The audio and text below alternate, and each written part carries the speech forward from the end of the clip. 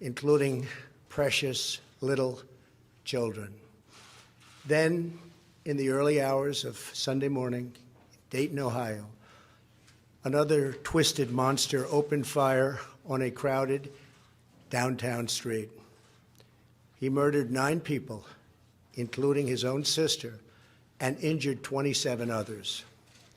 The First Lady and I join all Americans in praying and grieving for the victims, their families, and the survivors. We will stand by their side forever. We will never forget. These barbaric slaughters are an assault upon our communities, an attack upon our nation, and a crime against all of humanity. We are outraged and sickened by this monstrous evil, the cruelty, the hatred, the malice, the bloodshed, and the terror. Our hearts are shattered for every family whose parents, children, husbands, and wives were ripped from their arms and their lives. America weeps for the fallen. We are a loving nation, and our children are entitled to grow up in a just, peaceful, and loving society. Together, we lock arms to shoulder the grief. We ask God in heaven to ease the anguish of those who suffer, and we vow to act with urgent resolve. I want to thank the many law enforcement personnel who responded to these atrocities with the extraordinary grace and courage of American heroes. I have spoken with Texas Governor Greg Abbott and Ohio Governor Mike DeWine, as well as Mayor DeMargo of El Paso, Texas, and Mayor Nan Whaley of Dayton, Ohio, to express our profound sadness and unfailing support. Today, we also send the condolences of our nation to President Obrador of Mexico and all the people of Mexico for the loss of their citizens in the El Paso shooting. Terrible, terrible thing. I have also been in close contact with Attorney General Barr and FBI Director Wray. Federal authorities are on the ground, and I have directed them to provide any and all assistance required, whatever is needed.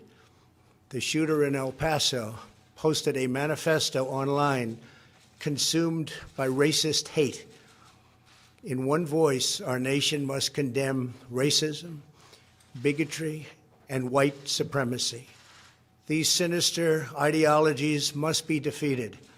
Hate has no place in America. Hatred warps the mind, ravages the heart, and devours the soul. We have asked the FBI to identify all further resources they need to investigate and disrupt hate crimes and domestic terrorism, whatever they need. We must recognize that the Internet has provided a dangerous avenue to radicalize disturbed minds and perform demented acts.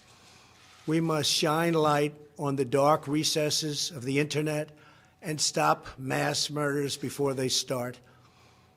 The Internet, likewise, is used for human trafficking, illegal drug distribution, and so many other heinous crimes. The perils of the Internet and social media cannot be ignored, and they will not be ignored.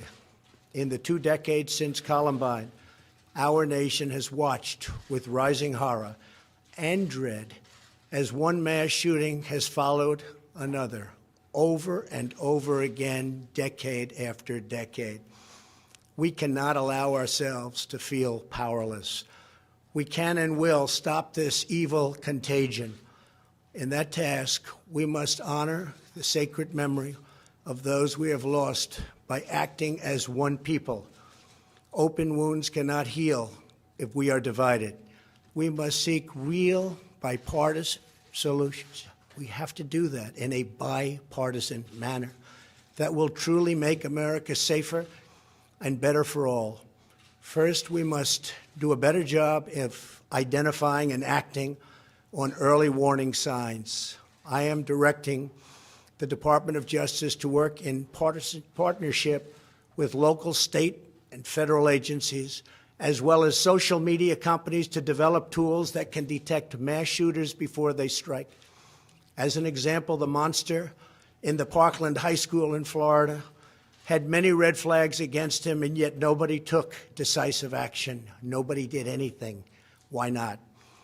Second, we must stop the glorification of violence in our society.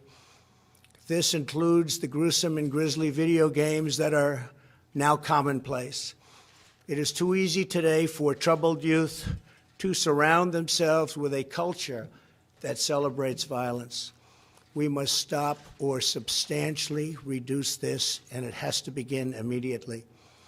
Cultural change is hard, but each of us can choose to build a culture that celebrates the inherent worth and dignity of every human life. That's what we have to do. Third, we must reform our mental health laws to better identify mentally disturbed individuals who may commit acts of violence, and make sure those people not only get treatment, but when necessary, involuntary confinement. Mental illness and hatred pulls the trigger, not the gun. Fourth, we must make sure that those judged to pose a grave risk to public safety do not have access to firearms, and that if they do, those firearms can be taken through rapid due process. That is why I have called for red flag laws, also known as extreme risk protection orders.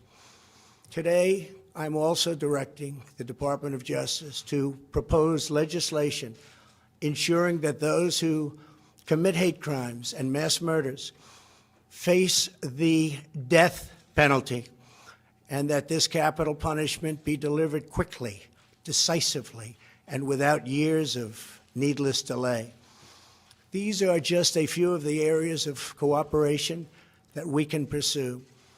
I am open and ready to listen and discuss all ideas that will actually work and make a very big difference. Republicans and Democrats have proven that we can join together in a bipartisan fashion to address this plague. Last year, we enacted the Stop School Violence and Fix NICS Acts into law, providing grants to improve school safety and strengthening critical background checks for firearm purchases. At my direction, the Department of Justice banned bump stocks. Last year, we prosecuted a record number of firearms offenses. But there is so much more that we have to do. Now is the time to set destructive partisanship aside, so destructive, and find the courage to answer hatred with unity, devotion, and love. Our future is in our control. America will rise to the challenge. We will always have, and we always will, win. The choice is ours, and ours alone. It is not up to mentally ill monsters. It is up to us. If we are able to pass great legislation after all of these years, we will ensure that those who were attacked will not have died in vain. May God bless the memory of those who perished in Toledo. May God protect them. May God protect all of those from Texas to Ohio. May God bless the victims and their families. May God bless America. Thank you very much. Thank you.